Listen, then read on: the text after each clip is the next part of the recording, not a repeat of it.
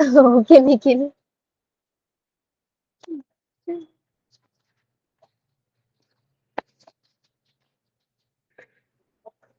Yes. अभी तक के सारे कंसेप्ट सबको क्लियर है अच्छे से? ओके। रिवीजन चल रही है?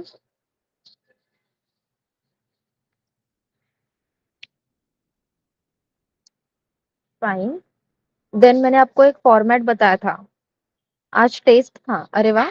हाँ, कैसा हुआ फिर? ई फेल्स के टॉपिक पे रहा होगा, राइट? ठीक गया? अच्छा था? इजी था? हाँ। एक्सलेंट था, ओके। नाइस। दोनों लैब सेशंस अच्छे से चल रहे हैं ना आपके?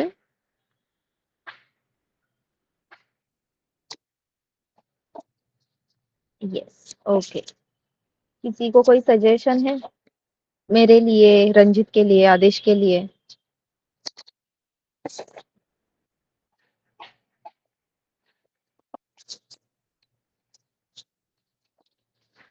नो।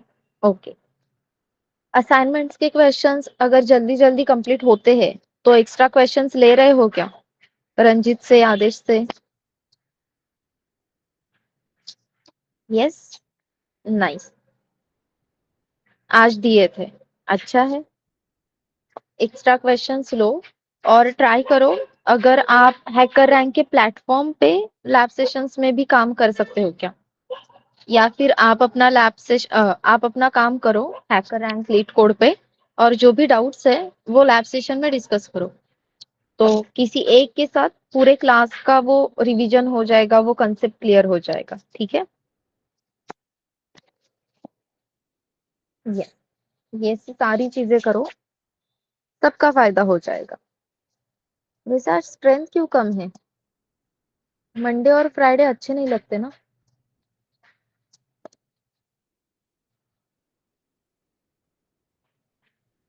हाँ प्राजक्ता, गूगल अकाउंट से सिर्फ लॉग इन कर दो। वो पेड नहीं है, फ्री प्लेटफॉर्म है।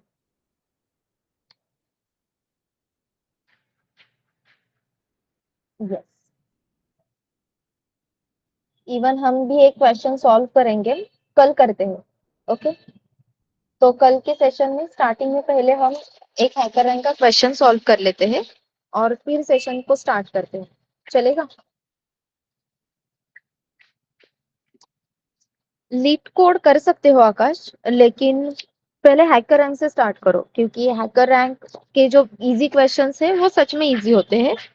लीड कोड के जो इजी क्वेश्चंस होते हैं वो हैकर रैंक के मीडियम या हार्ड लेवल में आते हैं। As compare to HackerRank, LeetCode के प्लेटफॉर्म पे सच में थोड़े से थोड़े ज्यादा ही हार्ड क्वेश्चंस रहते हैं, इसलिए हैकर रैंक से स्टार्ट करो।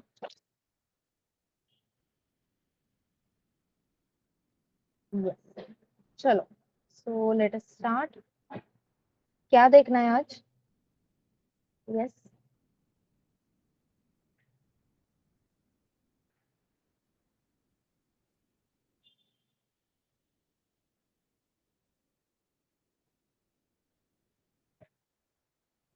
आपसे पूछ रही हूँ।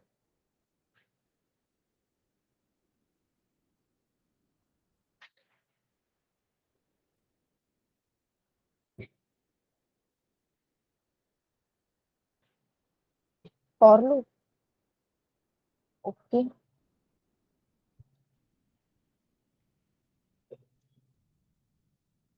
तो yes, let us start with the for loop.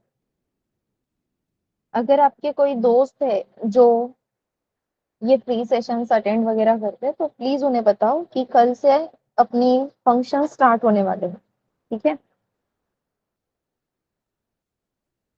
तो कल अगर फंक्शंस का टॉपिक हमें स्टार्ट करना है तो उन्हें प्रेजेंट होने के लिए बोलो, क्योंकि हमारे लिए फंक्शंस का टॉपिक बहुत इंपॉर्टेंट रहेगा, ठीक है?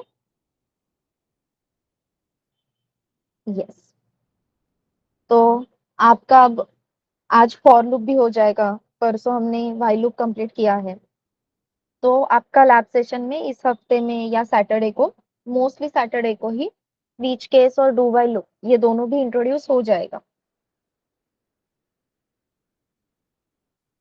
तो सेशन में हम सिर्फ फॉर लूप व्हाइल लूप दो ही लूप कवर करेंगे, और आपका जो डू व्हाइल लूप है वो लैब सेशन में कवर होगा। ओके। हाँ, अब कौन से लैब सेशन में कवर होगा ये मुझे पता नहीं। सो प्लीज सैटरडे के लिए हमें हमारे पास टाइम रहता है, तो सैटरडे के लिए दोनों भी लैब सेशंस अटेंड करना। मैं स्पेसिफिकली चाहे तो बोल देती हूँ सर को, सो दैट वो सैटरडे को ही लेंगे।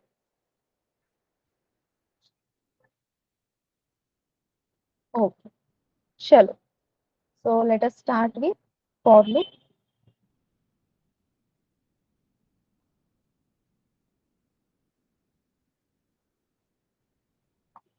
हाँ, अब फॉर लूप में क्या चेंज होता है, या व्हाइल लूप और फॉर लूप में डिफरेंस क्या है? सिर्फ सिंटैक्टिकल डिफरेंस है क्या? पहले सिंटैक्टिकल डिफरेंस देख लेते हैं। फिर लॉजिकल डिफरेंस क्या है दोनों में, दो लूप्स की जरूरत क्या है, वो बाद में देखते हैं। तो फॉर लूप और व्हाइल लूप ये दोनों सेम है, या दोनों भी सेम ही टास्क परफॉर्म कर सकते हैं। ये प्रूव करने के लिए हम क्या करेंगे, जो टास्क हमने उस दिन व्हाइल लूप की हेल्प से कंप्लीट किए थे, वही दो टास्क जैसे कि sum of digit and print 1 to 5 numbers, ये फॉर लूप के साथ एग्जीक्यूट करके देखते हैं। ठीक है। सो सबसे पहले let us see the syntax. तो फॉर लूप अगर हमें एग्जीक्यूट करना है, यूज करना है, तो हमें कीवर्ड यूज करना है फॉर। देन अपने फॉर लूप के टोटल 3 पार्ट्स होते हैं, जैसे व्हाइल लूप में हम सिर्फ कंडीशन देते हैं, वैसे फॉर लूप के टोटल 3 पार्ट्स है। इसमें सबसे फर्स्ट पार्ट आता है असाइनमेंट और इनिशियलाइजेशन।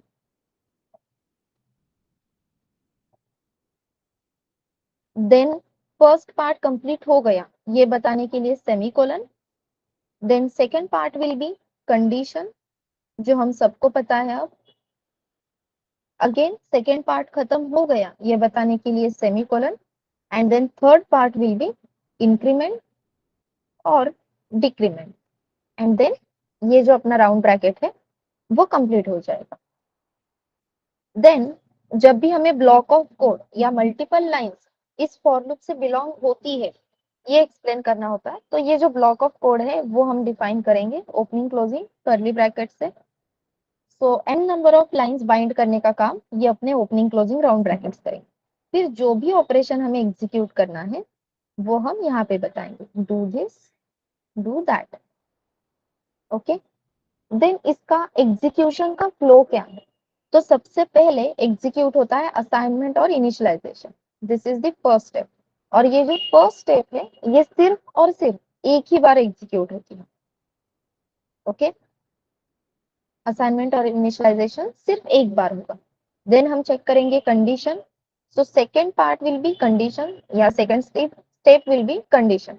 एक बार सेकेंड स्टेप अपनी ट्रू हो जाती है, if the condition is true, तो फिर हम अपना third point that is algorithm जो हमने लिखा है वो एग्जीक्यूट करेंगे।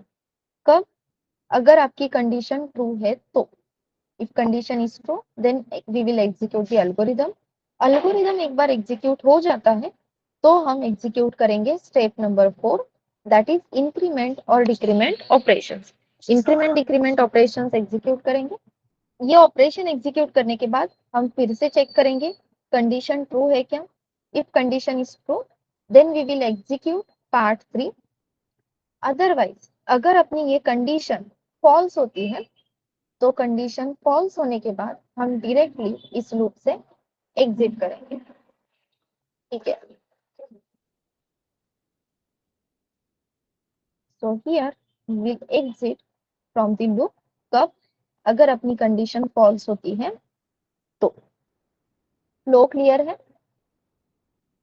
First step will be assignment और इनिशियलाइजेशन। स्टेप 1 सिर्फ एक ही बार एग्जीक्यूट होगी। Then we will check condition, condition true है तो एल्गोरिदम एग्जीक्यूट होगा। एल्गोरिदम एग्जीक्यूट होने के बाद हम इंक्रीमेंट डिक्रीमेंट का ऑपरेशन एग्जीक्यूट करेंगे।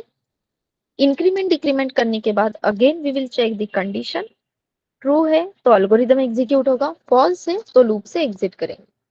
अब इस फॉर लूप के पार्ट 1 में मैंने असाइनमेंट ऑब्लिक इनिशियलाइजेशन ये दोनों चीजें लिखी है। ऐसा क्यों? जनरली फॉर लूप में इनिशियलाइजेशन होता है।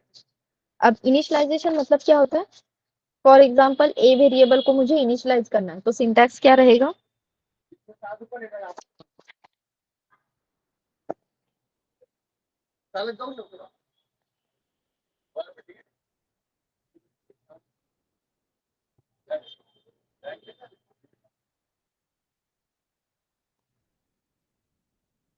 Okay Sakshi, yes everyone, initialization का सिंटैक्स क्या रहेगा?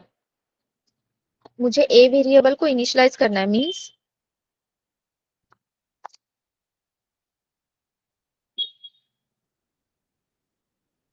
परफेक्ट।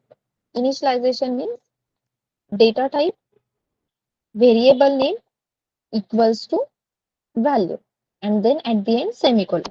सो परफेक्ट, डेटा टाइप दिया, वेरिएबल नेम दिया, इक्वल्स टू 10 लिखा, सेमीकोलन दिया। अब प्रॉब्लम क्या होती है, फॉर लूप में मैंने जैसे कहा इनिशियलाइजेशन सपोर्टेड है, तो यहाँ पे सिंटैक्स हो जाता है for integer I equals to 0 something like. लेकिन जब हम सी प्रोग्रामिंग में ये फॉर लूप यूज कर रहे हैं, तो बहुत बहुत बार ये चीज कंपाइलर डिपेंडेंट है या मशीन डिपेंडेंट है, ऐसा आप कह सकते हो। लेकिन बहुत बार फॉर लूप में हमें इनिशियलाइजेशन सपोर्टेड नहीं होता है, ओनली फॉर सी प्रोग्रामिंग। एक बार हम सीपीपी में जाते हैं या सीपीपी में कोड लिखने की कोशिश करते हैं, तो इनिशियलाइजेशन पॉसिबल है। लेकिन हम सी में कर रहे हैं तो बहुत बार इनिशियलाइजेशन अलाउड नहीं होता है, इसलिए ऑब्लिक करके वहां पे असाइनमेंट लिखना भी जरूरी है। सो दैट हम क्या करेंगे, पहले ही वेरिएबल को डिक्लेयर करके रखेंगे, भाई इंटीजर आई ये वेरिएबल हमें यूज करना है, डिक्लेयर करके रखो, और फिर फॉर लूप में इसे सिर्फ वैल्यू असाइन करो। ठीक है?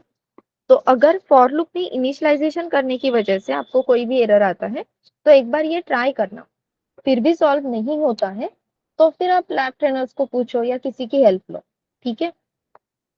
मैं बहुत बार आपको ये चीजें बताते रहती हूँ कि इस वजह से एरर आता है, उस वजह से एरर आता है, सो दैट आप ट्राई करो खुद से एरर निकालने की। तो आई होप आप ये ट्राई करते होगे, राइट?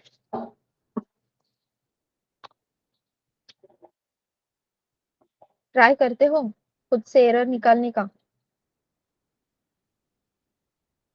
कोड चैट जीपीटी पे कॉपी पेस्ट नहीं करते हो? यस।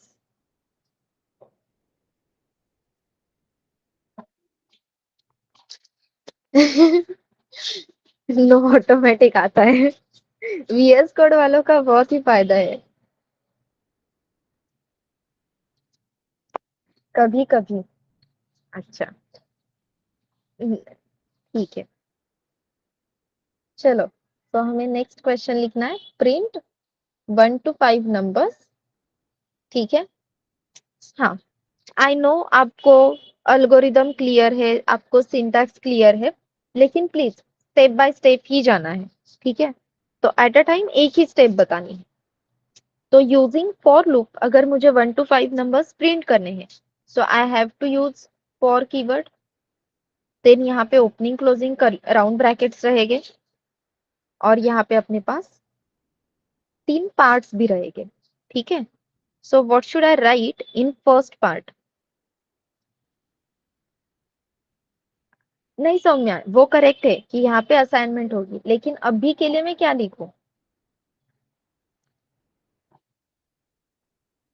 अच्छा, मैंने सेमीकोलन तो ऑलरेडी दिया है साक्षी। अगर मैं यहाँ पे i इक्वल्स टू 1 लिख के फिर से सेमीकोलन देती हूँ, तो अपने फॉर लूप में टोटल 3 सेमीकोलन्स हो जाएंगे, तो फॉर लूप का सिंटैक्स गलत हो जाएगा। ठीक है?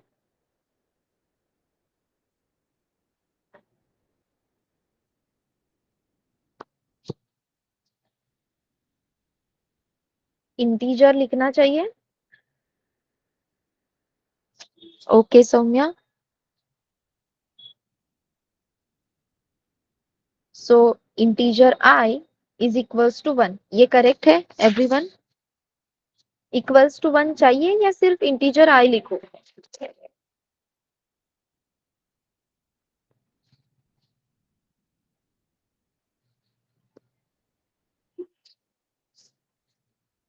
देख, ये मैंने जो फर्स्ट इंस्ट्रक्शन दी थी ना, ये सिर्फ निखिल के लिए थी। मतलब मुझे ऐसी गारंटी थी कि निखिल पूरा सिंटैक्स बताने वाला है। एक्चुअली मतलब धीरे धीरे स्टूडेंट्स को हम पहचानने लगते हैं, वैसा होता है। चलो ठीक है। तो integer I equals to one, I equals to one लिखा है क्योंकि अपना स्टार्टिंग पॉइंट वन है। अब हमें वन से लेके पांच तक नंबर्स प्रिंट करने हैं। So condition as we know कि वन टू फाइव में जो सारे नंबर्स है वो लेस देन और इक्वल्स टू फाइव है। That's why condition will be I less than और इक्वल्स टू फाइव। ये मैं सेमीकोलंस ना अलग कलर से देती हूँ। ठीक है। सो वन से लेके फाइव तक अगर हमें जाना है तो ऑपरेशन कौन सा एग्जीक्यूट करना होगा? That is increment. That's why I plus plus. अब जो भी स्टेप वन है दैट इज इनिशियलाइजेशन, वो एक ही बार एग्जीक्यूट होगी। आई इक्वल्स टू वन, आई की जो भी वैल्यू है वो with the help of print F हम प्रिंट करेंगे। So print F percent D, थोड़ी सी स्पेस देके देन यहाँ पे आई वेरिएबल की जो वैल्यू है वो हम प्रिंट करेंगे। इसके बाद हमें कुछ भी नहीं करना है क्योंकि फॉर लूप का जो पार्ट थ्री है, आई मीन पार्ट फोर है, वहीं पे हम इंक्रीमेंट डिक्रीमेंट ये ऑपरेशन एग्जीक्यूट कर लेते हैं। करेक्ट। तो सबसे first step will be initialization. तो यहाँ पे अपने आई वेरिएबल की वैल्यू हो जाएगी वन। देन हम चेक करेंगे वन लेस देन और इक्वल्स टू फाइव है क्या? तो यस, सेकेंड जो कंडीशन है वो ट्रू है। कंडीशन ट्रू होती है तो हम पार्ट थ्री एग्जीक्यूट करते हैं, दैट इज एल्गोरिदम। तो एल्गोरिदम कहता है कि जो भी आई वेरिएबल की वैल्यू है वो प्रिंट करो। Value of I is one, तो यहाँ पे प्रिंट होगा one. Then third step implement होने के बाद हम इंप्लीमेंट करते हैं step number four, that is I increment. So जो आई की वैल्यू वन थी वो हो जाएगी two. Then fourth step implement होने के बाद हम फिर से सेकेंड स्टेप इंप्लीमेंट करेंगे, चेक करेंगे टू लेस देन और इक्वल्स टू फाइव है क्या? तो yes, again we will implement step number three, that is two. वहां पे प्रिंट होगा, again increment, it will become three.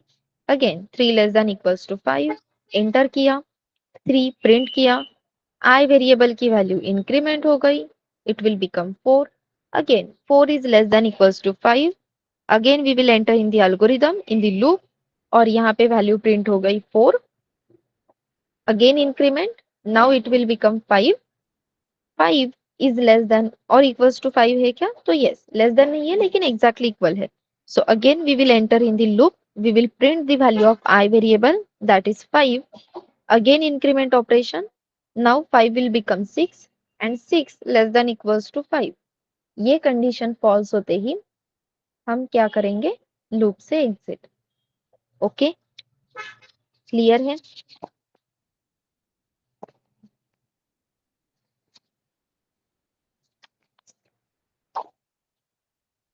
Yes.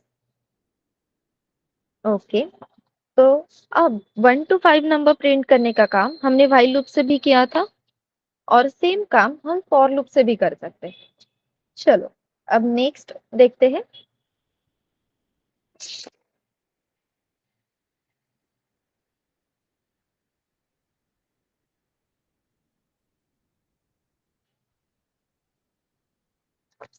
So yes, second question is sum of digit. Again sum of digit का जो task है वो हम loop की help से, फॉर लूप की हेल्प से स्पेसिफिकली कर सकते हैं या नहीं, वो देखते हैं। ओके, सम ऑफ डिजिट के लिए पहले नंबर चाहिए। तो let us initialize the number first. Integer number is equals to 156। ठीक है, अब मैंने यहाँ पे इनिशियलाइज किया है। ओके, 157 156, ठीक है। अब मैंने यहाँ पे एक नंबर इनिशियलाइज कर लिया। अब ये जो नंबर है मैंने इनिशियलाइज किया, लेकिन आप यूजर से स्कैन करोगे, अपना स्कैनफ हुआ है ऑलरेडी।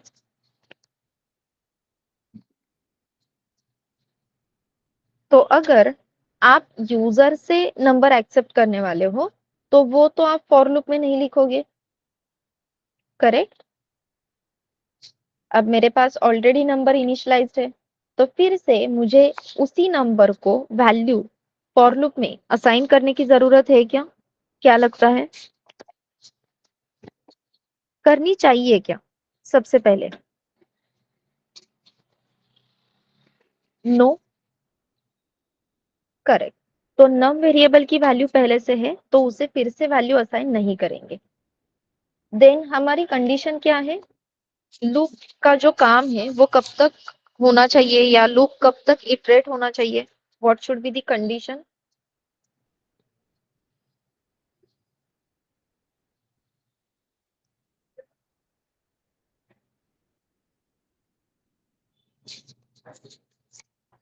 हाँ, लेकिन कंडीशन क्या होनी चाहिए? जब तक कंडीशन ट्रू है वो एग्जीक्यूट होगा।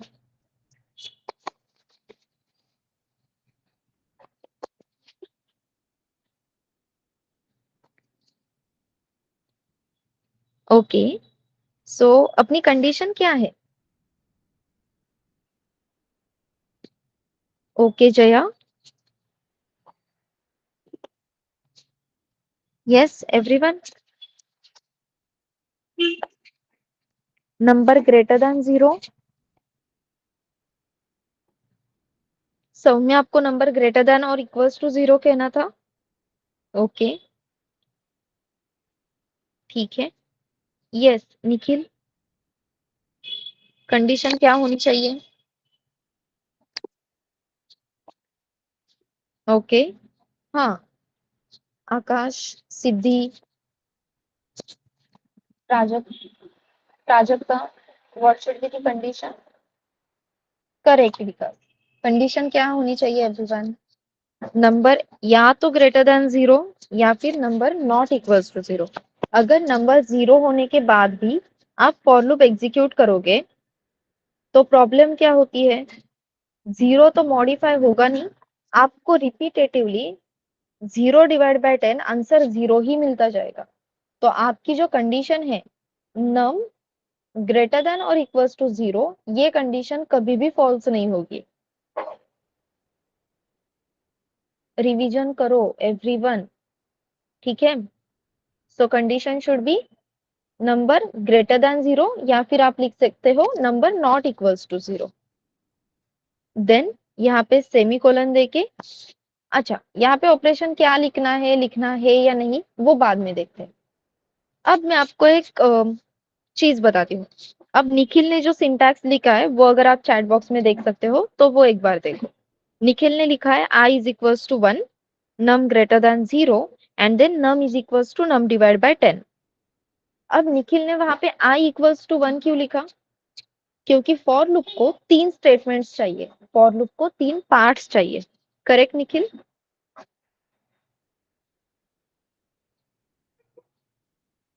बट इंटरेस्टिंगली आपके फॉर लूप को 3 पार्ट्स नहीं, आपके फॉर लूप को चाहिए 2 semicolon. Okay, so for loop को ये मतलब नहीं है कि आप इनिशियलाइजेशन असाइनमेंट कर रहे हो क्या, आप इंक्रीमेंट डिक्रीमेंट ऑपरेशन एग्जीक्यूट कर रहे हो क्या, इससे कुछ भी लेना देना नहीं है। उससे सिर्फ यहाँ पे 2 सेमीकोलंस चाहिए, ठीक है? तो मैंने यहाँ पे असाइनमेंट नहीं लिखी, मैंने यहाँ पे इंक्रीमेंट डिक्रीमेंट नहीं लिखा, फिर भी ये काम करेगा। अब सम ऑफ डिजिट बोल रहे हैं तो सम वेरिएबल चाहिए। इन सम इज इक्वल्स टू 0, ये डिक्लेयर करके रखती हूँ मैं। देन लूप में एंटर करने के बाद while would be better choice. Yes Vikas, we will discuss it in few minutes, okay? चलो, सो फॉर लूप सबसे पहले हमने चेक किया नंबर ग्रेटर देन 0 है क्या? Yes, so we will enter in the for loop. For loop में enter करने के बाद सबसे पहले हम कैलकुलेट करेंगे remainder. So remainder is equals to number mod 10। हमें अपना लास्ट डिजिट सेपरेट करके मिल गया।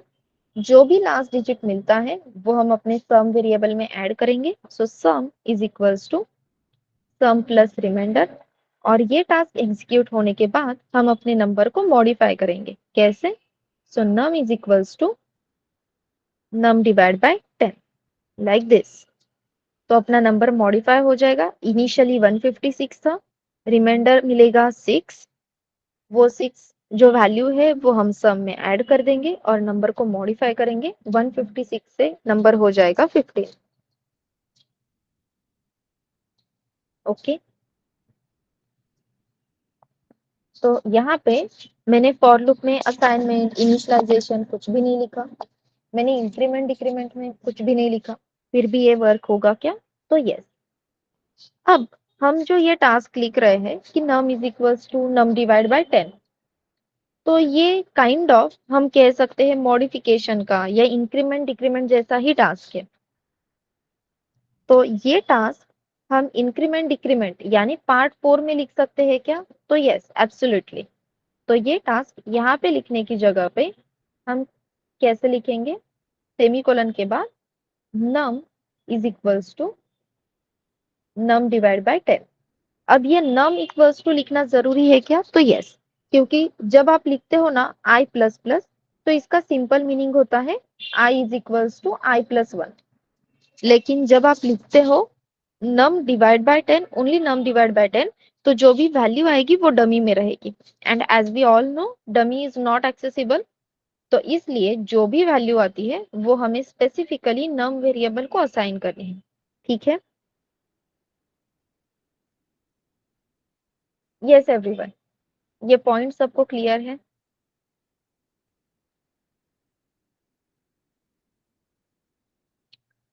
यस। तो जो क्वेश्चन हमने व्हाइल लूप से एग्जीक्यूट किया था, सेम क्वेश्चन हमने फॉर लूप से एग्जीक्यूट किया, दोनों भी क्वेश्चन। तो ऐसा कोई भी क्वेश्चन नहीं है जो व्हाइल से होता है और फॉर लूप से होता नहीं है, जो फॉर लूप से होता है लेकिन व्हाइल लूप से होता नहीं है। अगर ऐसा कोई भी टास्क नहीं है तो फिर इसकी जरूरत ही क्या? मतलब दो दो लूप की जरूरत क्या? एक्चुअली तीन। और इंटरेस्टिंगली जो भी टास्क हम व्हाइल से करते हैं, फॉर से करते हैं, वो सारे टास्क हम डू व्हाइल लूप से भी कर सकते हैं। तो यहाँ पे सिर्फ सिंटैक्टिकल डिफरेंस नहीं है। जैसे विकास ने अभी पॉइंट कहा था कि इस क्वेश्चन को सॉल्व करने के लिए व्हाइल लूप बेटर है ना। ऐसे क्यों? क्योंकि हमने हमें कौन सा लूप यूज करना है ये थोड़ा सा लॉजिकली सोचना है। जैसे कि फॉर लूप आपको इनिशियलाइजेशन प्रोवाइड कर रहा है, कंडीशन प्रोवाइड कर रहा है, इंक्रीमेंट और डिक्रीमेंट के लिए स्पेस प्रोवाइड कर रहा है। तो फॉर लूप हम तब यूज करेंगे जब आपको पता है कि भाई फिक्स नंबर ऑफ इटरेशंस कितने हैं। अब यहाँ ये ही example low, number greater than 0।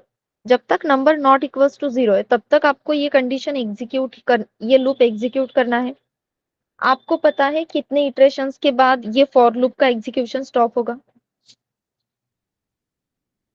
Number of iterations कितने चाहिए ये क्वेश्चन सॉल्व करने के लिए, ये आपको पता है क्या? ओके। यहाँ पे मैंने नंबर इनिशियलाइज किया इसलिए 3 नंबर ऑफ इटरेशंस चाहिए। आपने अगर सिर्फ नम वेरिएबल डिक्लेयर किया है और आप यूजर से इनपुट ले रहे हो, तो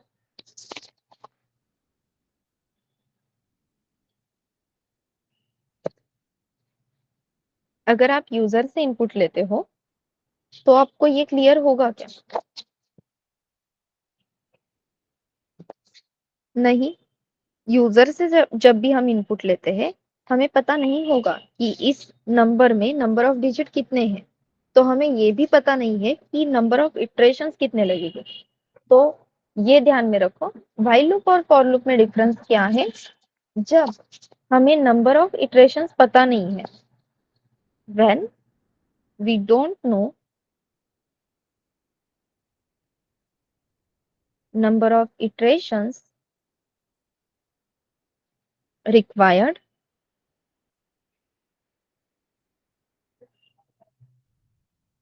then we use while loop. Okay? जब भी आपको नंबर ऑफ इटरेशंस कितने रहेंगे इसके बारे में कुछ भी पता नहीं, तब हम क्या यूज करेंगे? while loop। फिर फॉर लूप कब यूज करेंगे? ऐसे ऑपरेशंस में जहां पे हमें फिक्स पता है कि 1 to 5 नंबर्स प्रिंट करने हैं तो नंबर ऑफ इटरेशंस 5 लगेंगे। 1 to n नंबर्स प्रिंट करने हैं तो नंबर ऑफ इटरेशंस n लगेंगे। So basically, when we know the number of iterations, we will use for loop. ठीक है? When we know the number of iterations required,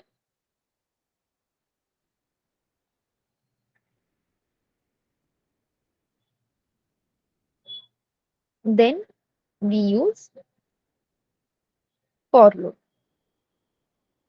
ठीक है, तो डू व्हाइल लूप तो आपको लैब में एक्सप्लेन किया ही जाएगा, लेकिन फिर भी जब लैब ट्रेनर्स आपको बताएंगे why we use do while loop, तो उन्हें बताना कि वो आप खुद से सर्च करोगे। कर सकते हो?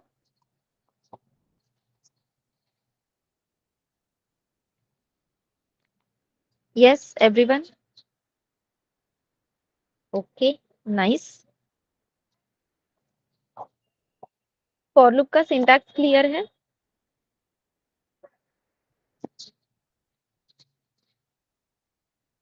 यस। अब अपना जो फॉर लूप है, जैसे मैंने कहा फॉर लूप को सिर्फ दो सेमीकोलन से लेना देना होता है, तो मैंने सिंपल ऐसे भी लिख दिया, for opening closing round brackets, then यहाँ पे दिए मैंने दो सेमीकोलंस, और यहाँ पे बोल दिया प्रिंटफ हेलो। तो क्या होगा, क्या लगता है आपको?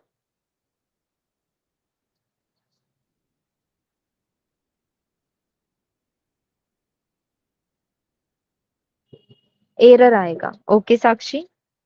Yes everyone, what will be the answer?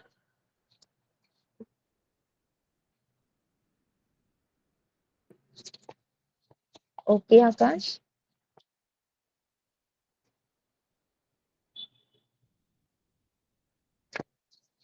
Okay Vikas? Error infinity loop hello print होगा। Okay Prajakta?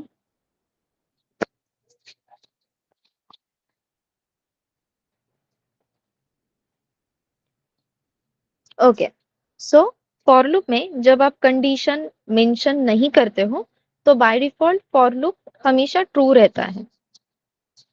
Bye default for loop will be true. अगर आप कंडीशन मेंशन नहीं करते हो तो, और अगर for loop by default true है, तो जो भी हमने लाइन लिखी है लूप के अंदर वो एग्जीक्यूट होते रहेगी। और ये कब तक एग्जीक्यूट होगी? इनफाइनाइट टाइम्स एग्जीक्यूट होगी। क्लियर है? अब मैंने यहाँ पे लिखा i इक्वल्स टू 1, यहाँ पे मैंने लिखा i प्लस प्लस, लेकिन मैंने कंडीशन ही मेंशन की। अगेन सेम ऑपरेशन होगा, i 1 असाइन हो जाएगा, i की वैल्यू इंक्रीमेंट भी होती रहेगी, लेकिन कंडीशन ना देने की वजह से फॉर लूप इनफाइनाइट में जाएगा। ओके, अब मैंने लिखा while opening closing round brackets, opening closing curly brackets, और यहाँ पे बोल दिया प्रिंटफ हेलो। अब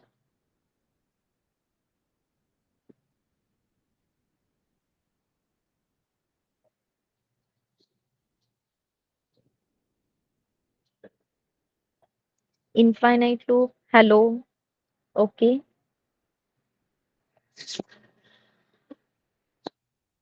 semi infinite loop. Okay, error आएगा। ठीक है साक्षी?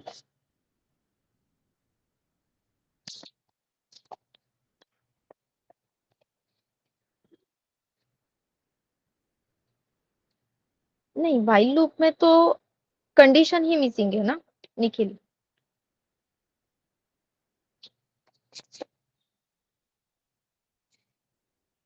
तो yes, while loop by default true false ऐसा कुछ भी नहीं होता है। तो इसकी वजह से व्हाइल लूप में अगर हम कंडीशन नहीं देते हैं, at that time we will get compilation error. Okay, it will gives us compilation error. It will execute infinite times, infinite hello print। ठीक है, अब इस फॉर लूप में या व्हाइल लूप में जो भी ऑपरेशंस चल रहे हैं वो अगर इनफाइनाइट में जाते हैं, तो उन्हें रोकने का काम, या उन्हें रोकने के लिए एक चीज है जो हमें हेल्प कर सकती है, which is known as break keyword. तो ये ब्रेक कीवर्ड कैसे काम करता है वो एक बार समझ लेते हैं। सो मुझे प्रिंट करना था 1 to 5 नंबर, तो मैंने यहाँ पे लिखा for integer i is equals to 1 semicolon semicolon, screen not visible. Screen visible है एवरीवन? सौम्या एक बार रीजॉइन करना ना प्लीज, ठीक है।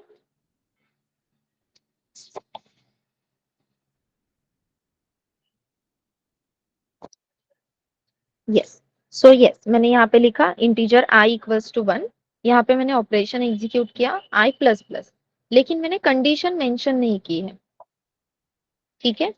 कंडीशन नहीं दी तो बाय डिफॉल्ट आपका जो फॉर लूप है वो इनफाइनाइट में जाएगा। Yes no, yes. और मुझे आई वेरिएबल की वैल्यू प्रिंट करनी है, सो मैंने यहाँ पे सिंपली बोल दिया प्रिंट परसेंट डी, और यहाँ पे आई वेरिएबल। तो जो भी आई वेरिएबल की वैल्यू है वो प्रिंट होगी, लेकिन मुझे ये आई वेरिएबल की वैल्यू सिर्फ 5 तक ही प्रिंट करनी थी। कंडीशन क्लियर है, सिर्फ 1 to 5 नंबर्स प्रिंट होने चाहिए। 5 प्रिंट होने के बाद हमें रुकना है। सो बेसिकली जब आपके आई वेरिएबल की वैल्यू 5 हो जाती है तो पहले तो हम यहाँ पे 5 प्रिंट करेंगे, और 5 है तो अब मुझे इस लूप का एग्जीक्यूशन स्टॉप करना है। इस लूप को स्टॉप करना मतलब हम कहते हैं लूप को टर्मिनेट करना।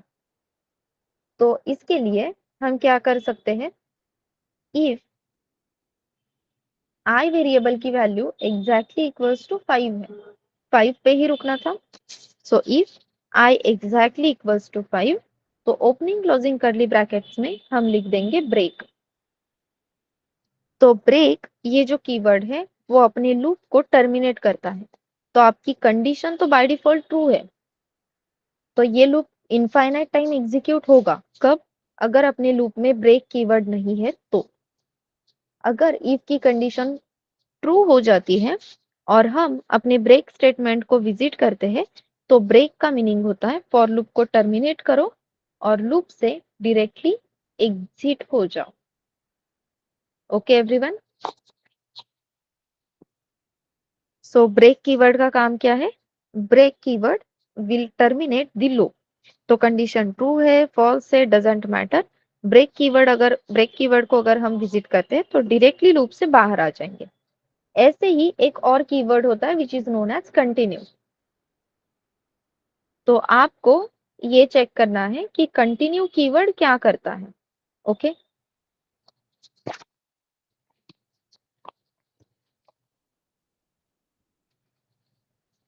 ठीक है everyone.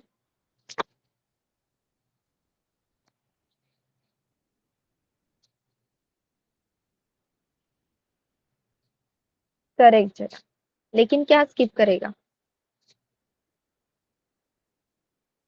Keep the particular condition, और we can say skip the particular iteration, ठीक है। और पर्टिकुलर इटरेशन में फिर जो भी करंट इटरेशन रहेगा वो हम स्किप करेंगे। Nice, okay. तो फॉर लूप क्लियर है एवरीवन,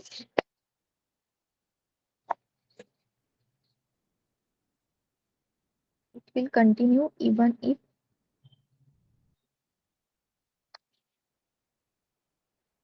यस, यस विकास,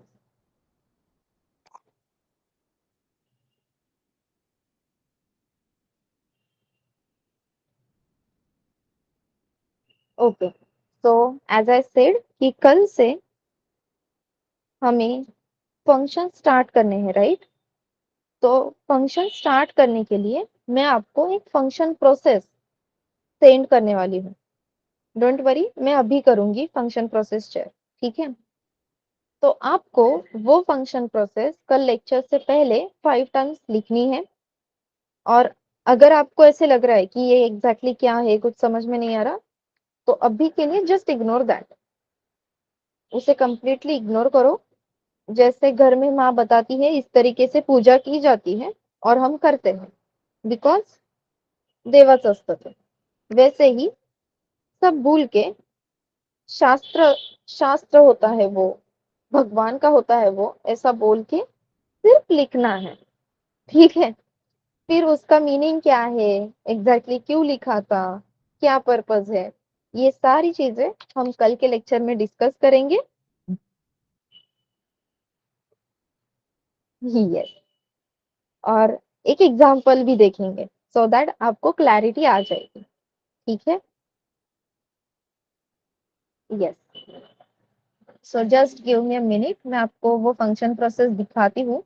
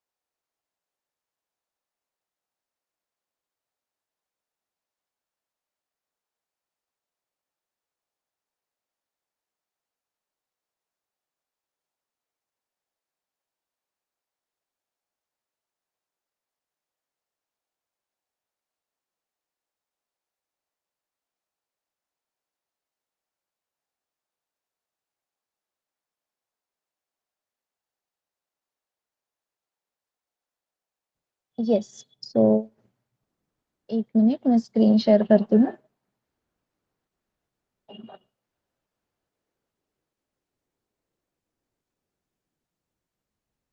स्क्रीन विजिबल है everyone? Okay. So function process में अपनी स्टेप 1 रहेगी, that is function call. Function call में सबसे पहले आएगा function name, then opening closing round brackets, फिर राउंड ब्रैकेट्स में हम पैरामीटर लिस्ट मेंशन करते हैं, लेकिन नॉट नेसेसरी हर बार वहां पे पैरामीटर लिस्ट रहेगी। So our question will be parameter list if any. अगर हमें कोई भी पैरामीटर पास करना है तो वहां पे हम या तो सिर्फ वैल्यू मेंशन करेंगे, दैट इज 10 15, या सिंगल कोट में ए बी। ठीक है। सो ये हो गए वैल्यू, सिर्फ वैल्यू मेंशन करेंगे, या फिर हम सिर्फ वेरिएबल नेम देंगे, लेकिन सिर्फ variable name without data type. तो डेटा टाइप यहाँ पे नहीं देना है, and at the end semicolon, and this is known as function call. Function name in round brackets parameter list, parameter list में या तो वैल्यू रहेगी, और अगर वेरिएबल्स देते हैं तो वेरिएबल हमेशा विदाउट डेटा टाइप रहेंगे, and at the end semicolon. Okay.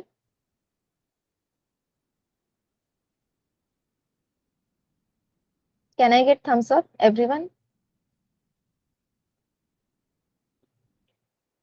Yes. As I said ये पॉइंट हम कल इन डिटेल देखेंगे, अभी के लिए बस इतना लिख के लो। फाइन। देन अपनी सेकेंड स्टेप होती है that is function definition. Function definition को ही फंक्शन बॉडी कहा जाता है। और अपने हमने जो सबसे पहले पॉइंट देखा विच इज फंक्शन कॉल, तो फंक्शन कॉल को ही इन्वोक बोला जाता है, ठीक है। एंड फंक्शन डेफिनेशन को फंक्शन बॉडी। अब फंक्शन अब ये जो फंक्शन डेफिनेशन है, यहाँ पे हमें सबसे पहले जो देखना है वो है फंक्शन नेम, ठीक है। सबसे पहले हम क्या देखेंगे, function name. Then in round brackets parameter list if any, अगर पैरामीटर लिस्ट कोई है तो यहाँ पे हमें कंपलसरी वेरिएबल मेंशन करना है, वो भी with data type. Parameter list variable with data type. Then यहाँ पे सेमी कोलन नहीं देंगे, यहाँ पे रहेगा अपना ओपनिंग क्लोजिंग कर्ली ब्रैकेट्स, क्योंकि फंक्शन में जो भी हम कोड लिखते हैं, ब्लॉक ऑफ कोड लिखते हैं, वो मल्टीपल लाइंस का होता है।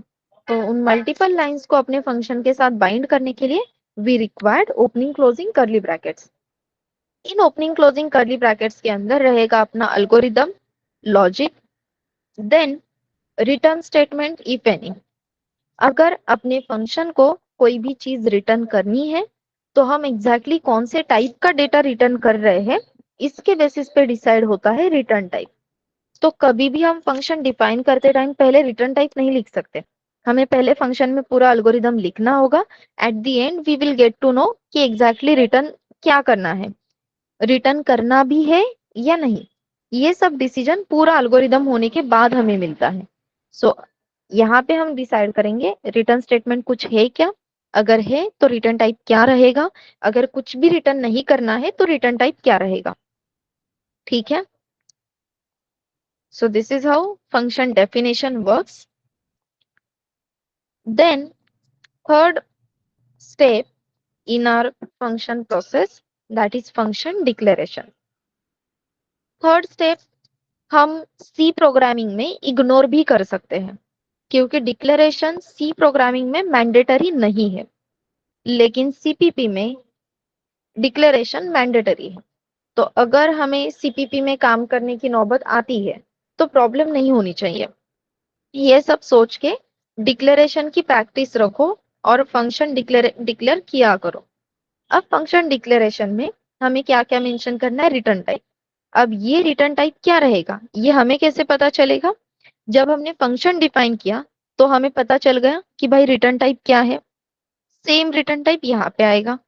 देन फंक्शन नेम क्या है ये कैसे पता चलेगा, हमने फंक्शन कॉल किया था उसके बाद डिफाइन किया था। जब भी हम फंक्शन कॉल करते तब हमने जो फंक्शन नेम दिया है वही फंक्शन नेम डेफिनेशन में आएगा, वही फंक्शन नेम अपने डिक्लेरेशन में आएगा। Then again opening closing round brackets, same question, parameter list if any.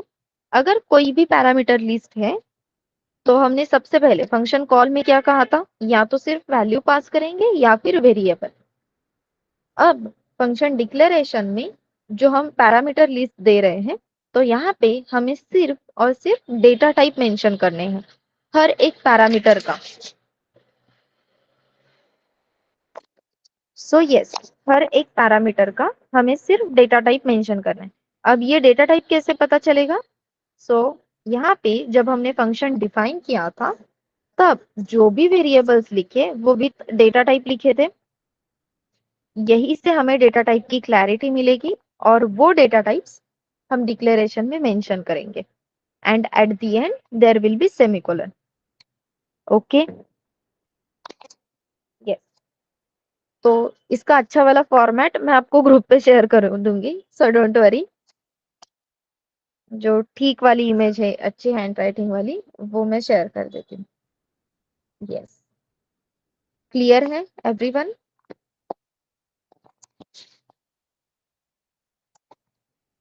As I said ये फंक्शन प्रोसेस आपको 5 बार लिखनी है, ठीक है।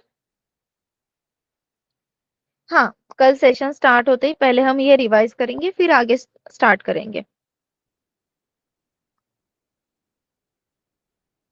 यस।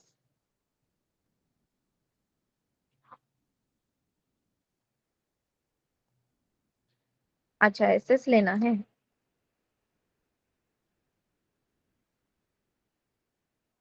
हाँ, तो स्टार्टिंग से लो। और जैसे स्क्रीनशॉट लेके हो जाता है, डी टाइप कर दो, so I will scroll.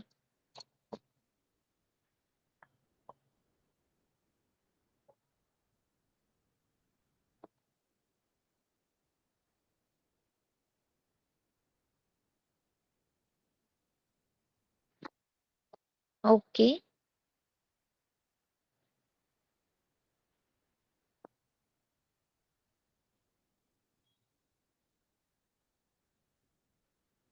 Okay everyone.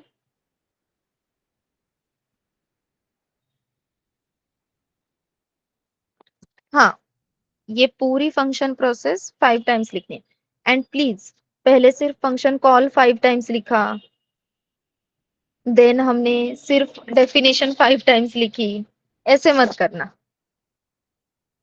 हाँ, कॉल, डेफिनेशन, डिक्लेरेशन, ये पूरी प्रोसेस एक बार में लिखो, दूसरी बार में फिर से लिखो। ठीक है, ऐसे 5 टाइम्स लिखना है। स्कूल जैसे शॉर्टकट्स मत निकालो। Yes. Yes, anyone, any doubt?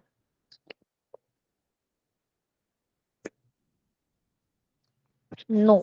Okay, चलो फिर मिलते हैं कल। अभी के लिए bye bye. Good night everyone. Bye.